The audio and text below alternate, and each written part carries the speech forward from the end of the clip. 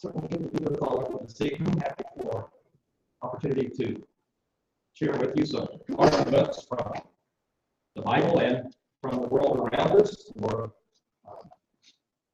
the privileged place that the earth has in God's plan.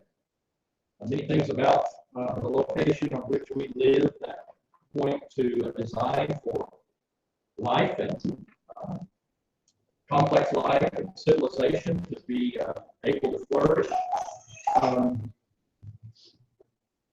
In presenting these arguments, I understand I'm not a scientist. I have a degree in history. I've spent the last 40 years studying the Bible. So I'm not a history, an expert. I'm a generalist, like most everybody here when it comes to being able to read things that others have written. But would like to share some arguments from what a number of scientists that believe in intelligent design and believe in creation have said about the place in which we live and things that point towards the fact that the world indeed was created, just as the Bible says. The earth is a unique place in the universe. It stands out as a special place designed by God for men to live on and to glorify Him. In Psalms 115, verse 16, the heavens are the heavens of the Lord, but the earth He has given to the sons of men. So we have a wonderful place here on which to live that's perfectly designed for us to be able to have our lives. We're told in Acts 17, verses 24 and 26, when Paul was speaking to those philosophers on Mars Hill in Athens, says, "The God who made the world and all things in it, since He is Lord of heaven and earth, does not dwell in temples made with hands." He further said, "And He made from one every nation of mankind to live on all the face of the earth, having determined their appointed times and the boundaries of their habitation." So the Lord's the one that set up all of the different boundaries for the nations, designed the earth and geography the way that it is, and He designed this world on which we live, that we're able to inhabit and have life. In Proverbs 8, verse 27, we know that God put great wisdom into the design of not only man and animals and plants, but also to the earth itself. Says, when He established the heavens, I was there, wisdom says. When He inscribed a circle on the face of the deep, God was there when He shaped the sphere on which we live. There's evidence there that the Bible writers recognize, and God's Word recognizes the earth is round. In Isaiah 40, verse 22, it is He who sits above the vault of the earth, and His inhabitants are like grasshoppers, who stretches out the heavens like a curtain and spreads them out like a tent to dwell in. So He has placed us in this particular spot in the universe in which to live. And the earth is suspended, we're told in the scriptures, in space, and the earth rotates. In the book of Job, in Job 26:7, He stretches out the north over empty space and hangs the earth on nothing. Really something to think about. Somebody in that ancient time when the book of Job was written that would have information and understand that the earth isn't hanging or sitting on anything. It's not riding on the back of a turtle or whatever other people were teaching at that time. It hangs on nothing. We're told in Luke 17, 34 through 36, I tell you, on that night there will be two men in one bed, and one will be taken, and the other will be left. There will be two women grinding at the same place. One will be taken, and the other will be left. Two men will be in the field, and one will be taken, and one will be left. So there'll be at the time of Christ's coming, some people in the dark and in bed and sleeping when Christ comes back, and there'll be some people out doing their daily chores in the sunlight. And they'll have it at the same time, because of course at any moment, half the world's in darkness, and the other half's in light. But, that's an interesting comment by the Creator of the world. There is a principle that has been taught since the time of Copernicus. He, of course, was one came up, of course, in modern astronomy rediscovered what some of the Greeks had discovered way before, that the Earth is not the center of the solar system, but the sun is, and the planets go around the sun. And because of that, people have come up with this Copernican principle trying to say, well, the Earth is not important. The Bible mentions that the Earth is important. It was made for man. Man has been made in the image of God, and we have great significance and importance and uniqueness. But people try to argue from the fact that the Earth circles the sun, that we're not that unique.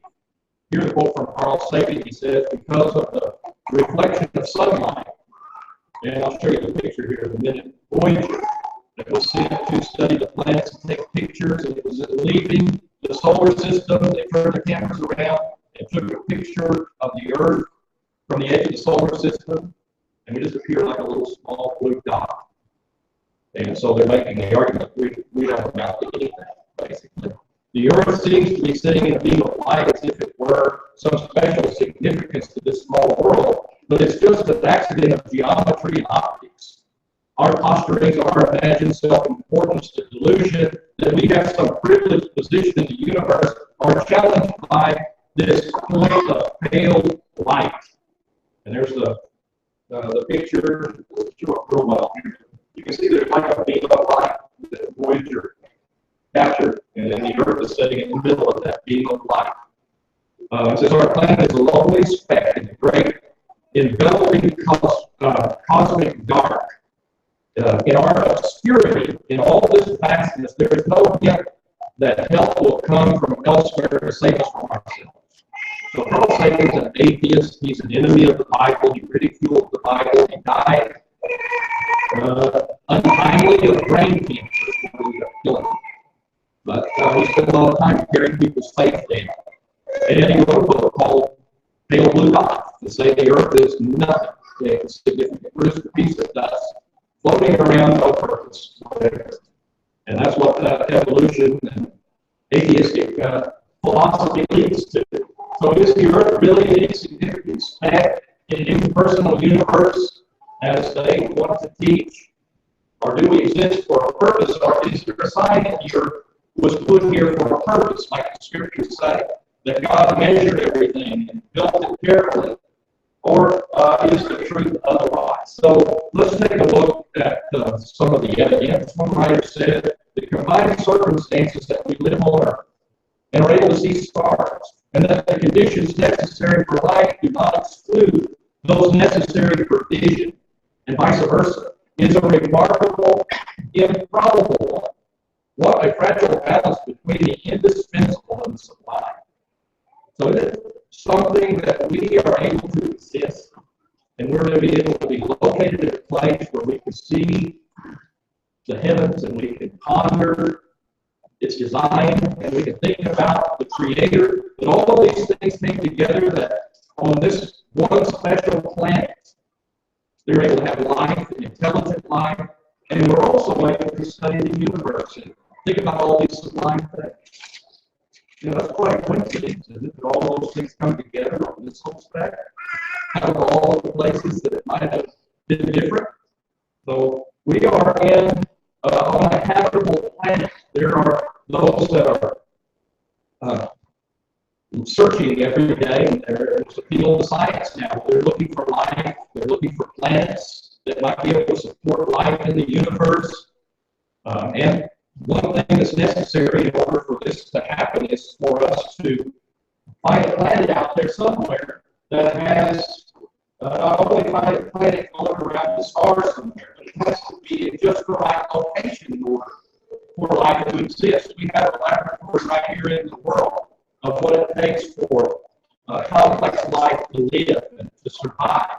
And you have to be a certain distance from the sun. You have to have liquid water.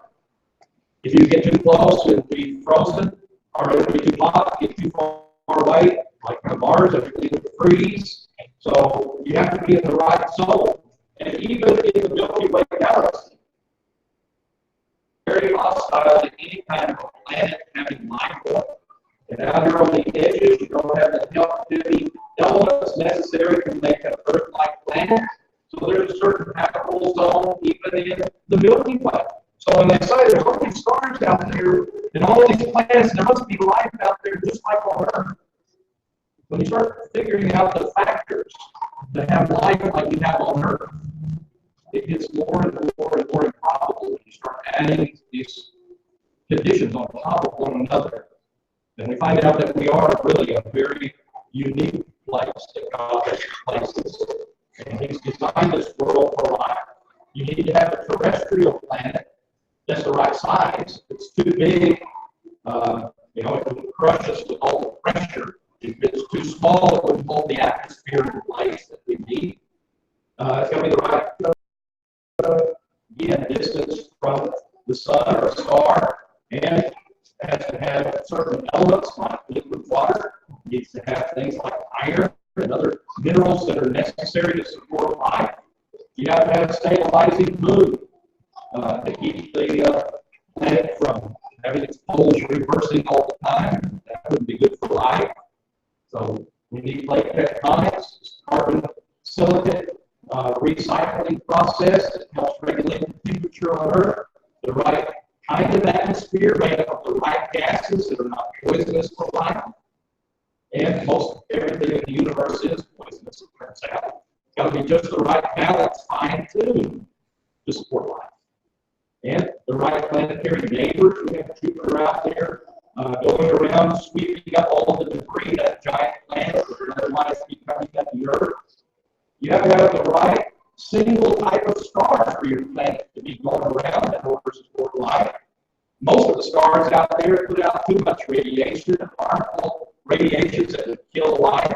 So you got to eliminate all those stars from being able to be an Earth-like planet around. You got to be the right distance from the sun. You got to have the right kind of orbit. Our orbit is almost circular. You went way out, came back, and it would freeze and burn up, but it's the right kind of orbit that God's designed for the Earth. You got to have the right kind of galaxy, the right galactic location. You need a fine-tuned universe and a fine-tuned planet for life to exist. And we find all those things with the Earth. But it seems more and more improbable it's going to be found, all of those factors, somewhere else. The same narrow circumstances that allow us to exist also provide us with the best overall setting for making scientific discoveries on top of that. The very conditions that make Earth habitable to intelligent life also make it well suited to view and analyze the universe as a whole. Isn't that an amazing coincidence that those two things go together? It isn't that very improbable that that would be there. But God making us to search out and see His glory and praise His attributes and to understand the world around us that He has made, makes sense that He would put us on such a planet. Design. Well, the Bible says that this world was designed. We just see evidence, and there's, really, literally billions of things we can talk about that show design, right? From your DNA to every organ in your body, to your eyes, to your ears, everything that has life, you see elements of design. And some things even are little small single-celled animals. They have machinery that's in them that has irreducible complexity that show evidence of design. So if there is design, then there must be a designer. And the Bible says there certainly is. And it tells us who it is. An organization requires an organizer. Isn't that true? And we see great organization in the way that this world is put together to support life. So examples of being able to look at design and see that there is an intelligent designer. If you found a computer on the moon, did it get there by design or actually? Well, we know that things don't randomly assemble themselves into computers. It takes intelligent purpose to put together a computer.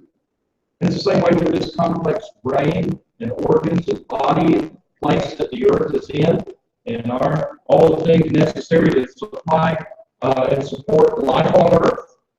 It's an argument that can be used for anything from a blender to a rocket ship going to the moon or whatever. You can see in all that complexity that there is a design, there's a purpose behind it.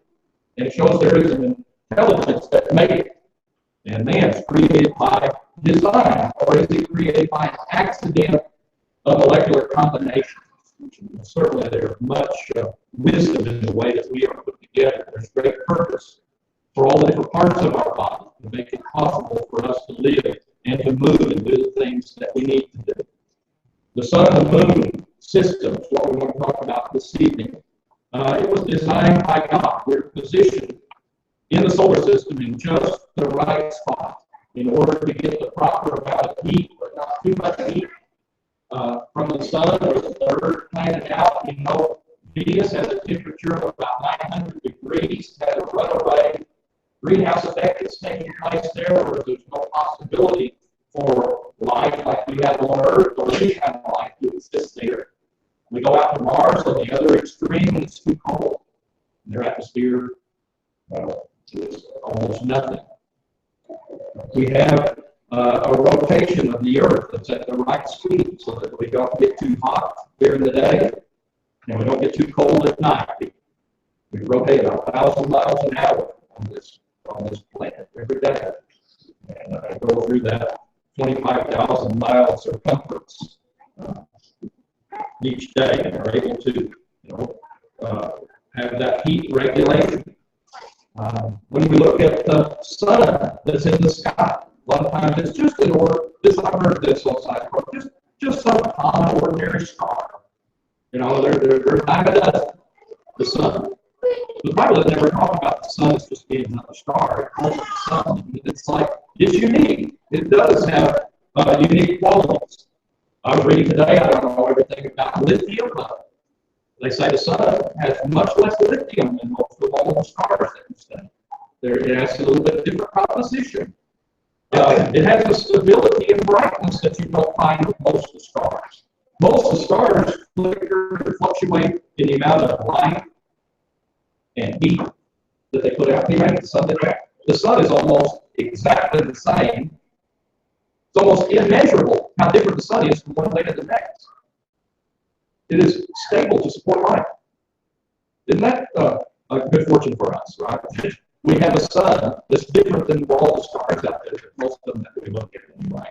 It's very stable in its brightness, its temperature. It has the right amount of radiation, even when it has these flares. They're not so powerful that they kill us all when the sun has a flare, does it? We have this magnetic field around the Earth. Isn't that fortunate?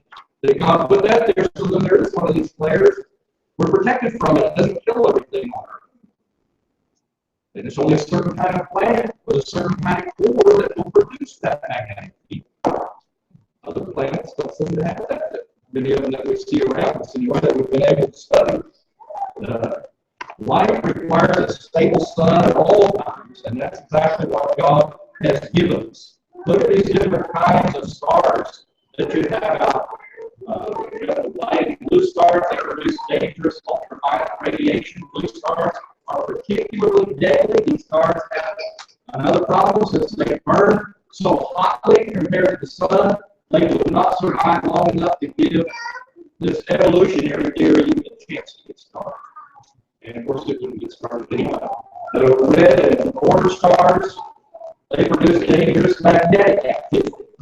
And these stars are cooler than the sun. It'd be hard to have habitable planets around them. So they say, oh, there's all of these possibilities for worlds out there with intelligent life. You have to take into account all these different factors and multiply them together, and you come out with a number that is very improbable. That there's another planet like the Earth. The atmosphere of the Earth is a certain kind of atmosphere. We've studied the atmosphere around other planets like Jupiter and some of the other planets, and we wouldn't stand a chance living there. No kind of life.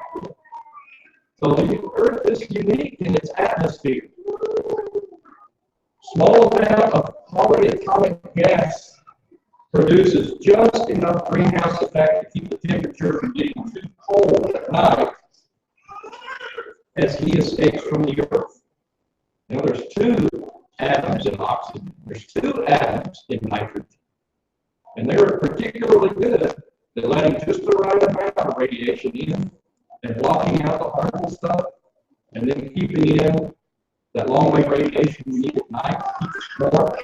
If it wasn't that way, the temperature would fluctuate over 100 degrees Fahrenheit without those gases in the air. You think, well, the only part of that that we need for life is the oxygen part. So why don't we just have 100% oxygen? You remember what happened on Apollo 1?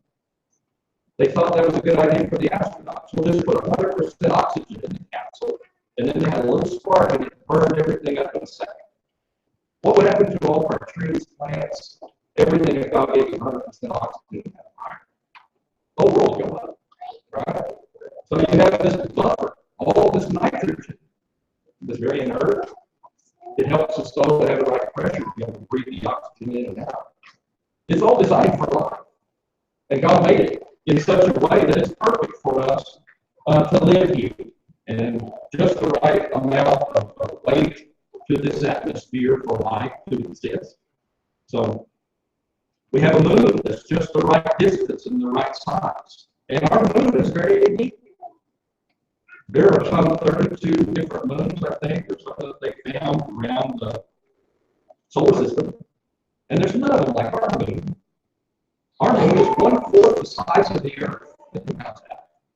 And it's just the right distance from the Earth to stabilize our rotation and the angle of the Earth so we can keep our seasons and doesn't fluctuate. You know, you have all these other gravitational forces pulling on the Earth. We've got the moon there, keeping us stable. There's no other planet that has one like it. It's a lesser light. At night, it's like 2,500 times brighter than the next brightest thing, which is Venus. And it gives us great light at night when you've got that full moon. It's also there for time. We get our months by how long it takes the moon to go around the Earth. We have a large size and orbit stability. Look at the size of the moon next to the Earth there, and then the largest planet or satellite that's around Saturn. It might be bigger than our moon, but look how tiny it is in comparison to the planet. For our moon big, it has a significant influence on all of us. And it's has some interesting effects, of course, upon the tides of the ocean. Helps clean the shores of the ocean. The tides coming in and out. It mixes the ocean water. All that is vital for sea life. An interesting fact about our moon is it's 400 times smaller than the sun, but it's 400 times closer to the Earth, so that they both appear exactly the same size in the sky. Isn't that strange thing? And the moon, of course, if you follow the eclipse, is perfect. There's no other moon that they've looked at anywhere else that even comes close to doing the same thing. Newton used it to help understand gravity and how it works, how different bodies move, and so on. Big breakthrough. Einstein used it for the theory of relativity to prove it. Because we have an eclipse, they're able to do that. It's designed to point to the power and intelligence of the Creator. The tilt of the Earth is just right course for 23.5-degree tilt. Causes all of this seasons of the year, a mixture of the winds, and helps cause all the weather that waters all of our crops and keeps all these systems moving around from place to place to where we get the support of life all over the habitable world. We have an ozone layer that's in the atmosphere to protect us from radiation from the sun and help cause this greenhouse effect that keeps us warm and keeps the temperature from fluctuating too much. You have the perfect size for gravity. I'm going to talk about, if you're on the moon, astronaut can hop around and all that, but there's a lot of things that are just right about our size as a planet. Hold our atmosphere in place and not be so heavy you can't move around or whatever because of the gravity. It's just the right size for what we need. It states in Isaiah chapter 40 and verse 12, who has measured the waters in the hollow of his hand, and marked out the heavens by the span, and calculated the dust of the earth by measure, and weighed the mountains in the balance, and the hills and fair escapes. No human being. God Almighty did all that, and He put the earth together and designed it for life, and put it in the place that it's in, and tilted it at the angle that it's tilted, and started spinning it, and stabilized it with the moon. He did all that, and set it all in place so that we have this stable place for life to exist and to live. Some arguments that are made by some intelligent design scientists to point to the intelligent design and evidence that there is a purpose in the Earth and Moon system for discovery of scientific facts is based upon this solar eclipse.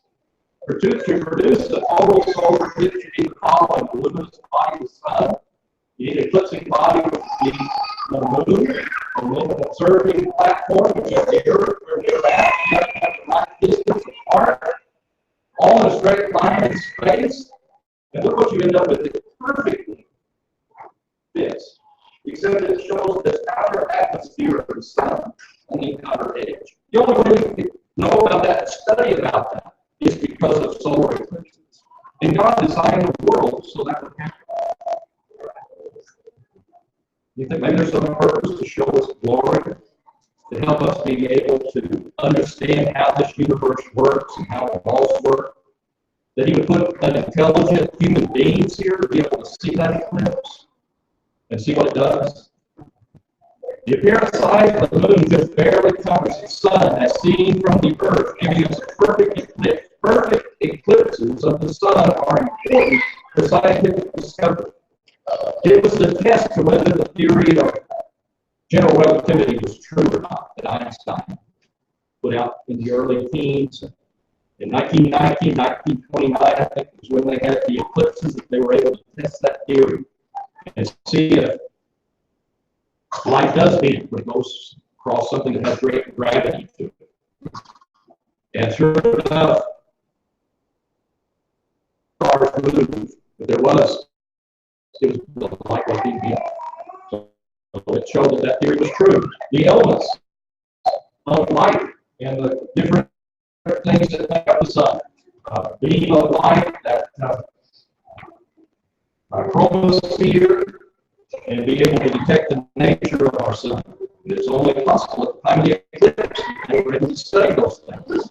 So the requirements for producing a perfect solar eclipse, which provides scientific insight, also contribute to the Earth's habitability, is one thing. That's an argument.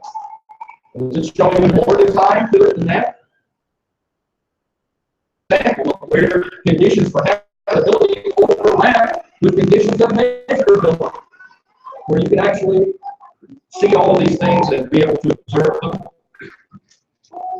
A galactic habitable zone, the requirements for a habitable planet: you have a survival of complex life, you have to have those proper minerals like we're talking about, so you can't be too far out. There's all kinds of radiation. There's a black hole in the center of the galaxy. That wouldn't be good for a planet. So that's not the place you can locate one. That'd be a threat here in the Milky Way.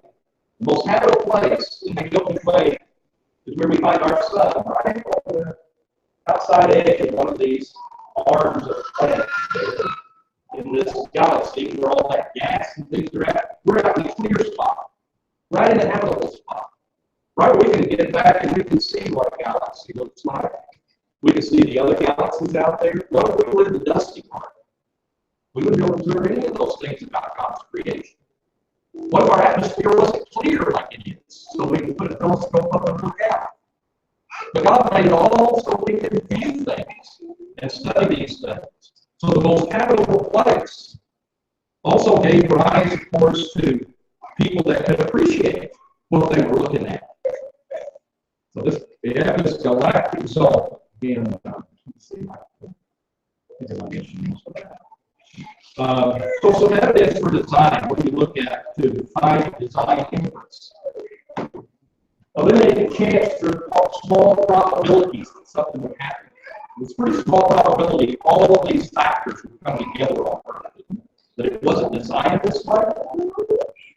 Mount Rushmore, you see that? Don't you look at it? You say it's got design, it's got complexity, it's got specification. You know, some intelligent person faces that look like 4 presidents of the United States. So it's not just random erosion that caused that to happen. But when you put together all of these different elements of design, it points to some kind of a mind designed this for a purpose, for us to live here and be able to discover the things that we do. You see a bunch of random letters put together, you know there's no intelligent design behind it. But you see, welcome to Oklahoma when you drive into the state, and you know somebody lined those up because it's got a specific meaning, right, that is attached to it. So complexity plus specificity is a signature of intelligence. And we have those two things together in the location of the earth, in the size of the moon, in all these other factors that we've been looking at, these conditions that allow us to have habitability. They're very improbable. They don't seem to be applied anywhere else, just here. Then you add another factor on top of that. The conditions that allow for measurability are improbable. That you have an intelligent person here and be able to view in this perfect spot all of the creation around us and be able to use that to understand the basic workings of the universe and all of God's basic laws. That's unusual. So the correlation of habitability and measurability form a meaningful pattern. The pattern, observed plus good conditions for observing. The pattern being able to be recognized, just like on Mount Rushmore, you can see the pattern there. An exact total eclipse is a unique phenomenon in the solar system. There are observers on Earth who witnessed the remarkable event of an exactly total solar eclipse. It's kind of hard to believe that's all an accident. That was designed by God to be that way, and that there isn't a creator out there. So the conclusion would be a planet-moon system will have exactly total solar eclipse only if there's someone there to observe them. What other use would it be? As only Earth meets this requirement, there's no extraterrestrial life in the solar system. And corollary, in a system composed of 90 planets and 32 moons, for only Earth with its single moon to have the exactly total, and it is an exact total eclipse, is too remarkable and occurs to be due entirely to chance. There is a God.